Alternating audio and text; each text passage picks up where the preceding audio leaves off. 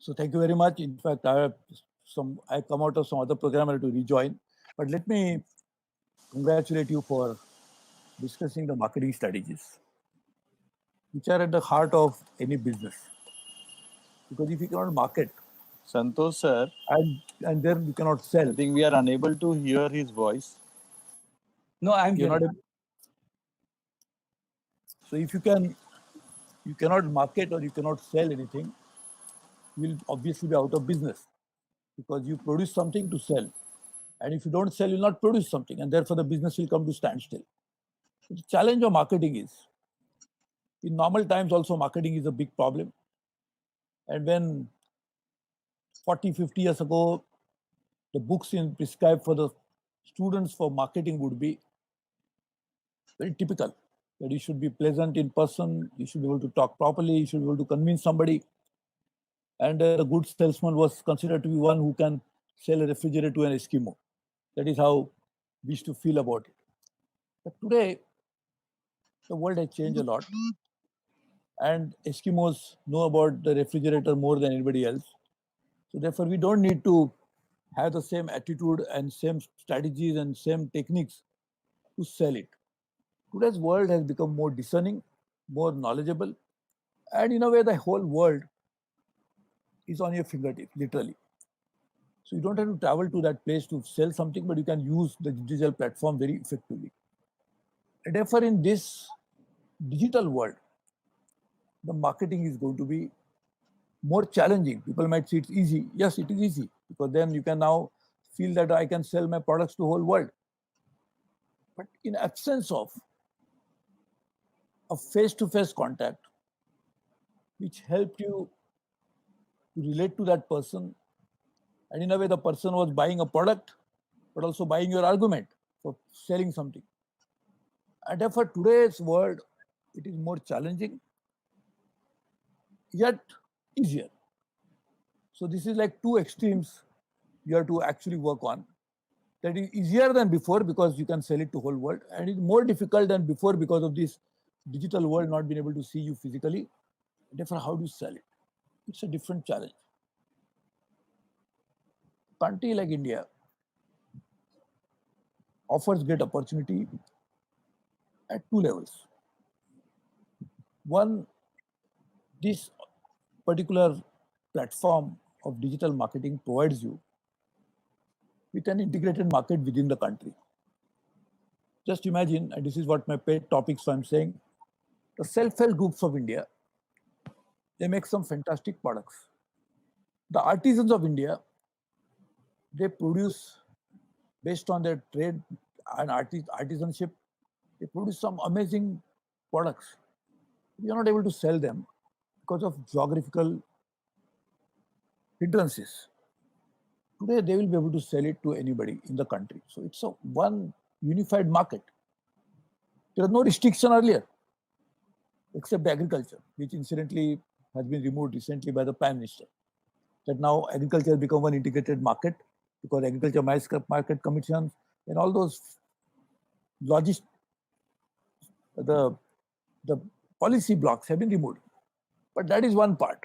But other than that, there was already a one integrated market. You could sell from Assam, you can sell it to Kashmir. Technically, theoretically, but not practically. Because the distance was too much. Traveling cost and time was a lot, and therefore it was not possible. And the volume was small. An artisan is not going to come travel from with his carpet in Kashmir unless he's becoming part of an organized trade. He's not able to travel by carrying his one carpet on his back and go to other places to sell it. But now that's an advantage that this market, which was already unified, will offer an opportunity within the country. Second opportunity comes because you can sell this product again, the type of product that I mentioned, globally. In New York, you can sell an artisan's product for 100 times more than what it sells on Indian street because they will recognize the art and they will be able to pay for it and they will feel it's an exotic. And therefore, the platform offers an opportunity within India as well as globally, particularly for the small artisans, traders, and people like that. The challenge is that when you are going to sell it like this, people are now going to judge, as I said, not by your face or by product appearance, but by so many other factors. They'll compare the same product with 20 other manufacturers and say, oh no, I will like to buy this. And that you can choose so quickly on the click of the putting it on the, now you will not even click, you can just touch the screen and can get it. So this is a challenge of huge competition that is coming. And in this context, therefore, we have to work on some imaginative ideas. The government has launched a GEM, Government Electronic Market. That product and that platform offers opportunity, but that is confined only to government, but offers an opportunity to others who can sell their product. In fact, as a commerce industry, I was responsible for this. And I said artisans, self-help groups, small business will get special place on that platform.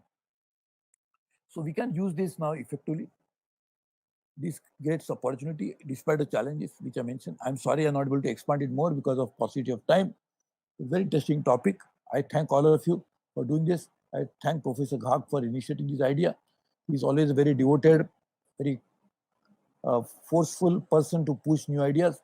And thank you for the another good idea that will introduce me after my speech, because he's good friend, so he realizes that if you introduce me, these 27 pages, if you read, first time will go, but most importantly, you'll get an image which will be fully defined when I speak, because you'll so it cannot even speak properly. How can he be having this biodata of so many pages? So So I'm not glad because that of that. Your, and you heard me, and therefore now you'll be able to hear I read my biodata. So thank you very much. I'm really sorry I had to go for other program. In fact, I had this conflict program, but I could not say no to Professor Ghag, and therefore I joined in. Thank you very much. And I'm also happy about the Cloud Management Institute, a person coming from very humble background, whose name the institute now is named after. And I'm not parochial, but he came from the constituency which I represented in the parliament 4 times, the Konkan. And I'm very happy that such an illustrious institution, which is hosting along with such competent people. I could hear partly Dr. Professor Vidya, and I'm very happy that she has also in very nutshell has really elaborated the content of this very interesting program that is going to be unfolded in front of you. And I can see so many competent people talking. So it's for me to be there when such competent people can offer much better advice, knowledge, perspective on a subject like this. So thank you very much. All the best to you. Thank you very much. thank you very much. You blessed Thank the you very people much, who are sir. Blessed.